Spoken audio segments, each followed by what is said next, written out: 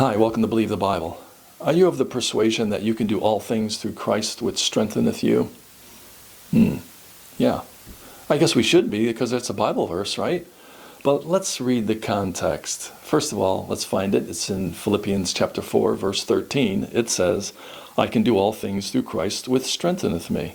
But let's go back to the context and read the previous two verses. Verse 11 of Philippians chapter 4. Not that I speak in respect of want, for I have learned, in whatsoever state I am, therewith to be content. I know how to be abased, and I know how to abound. Everywhere, in all things, I am instructed both to be full and to be hungry, to abound and to suffer need. Paul is talking about being able to do things that he could do through Christ by his circumstances around him.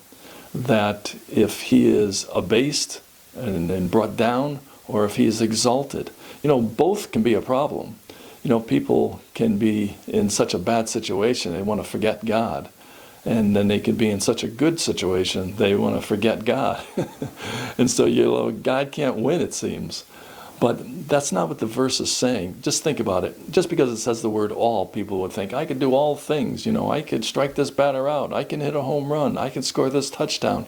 I can get the best job. I can make more money. I can do all these things.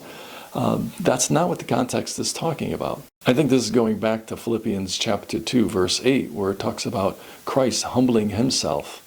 And that's where Paul is coming from, that he knew how to humble himself or to take the success, so to speak, that could come about. We need to be careful when we get such verses that we think it's inclusive of all things, that we can do all things through Christ which strengthen us. Let's just make sure that we understand the context, because all things in this case is not all things, because it just makes sense that it can't be all, because if it were all, then you can do all things, and you can't do all things. So let's make sure we understand God's word rightly divided in the context in which it was written. Thanks for your time. You have a good day.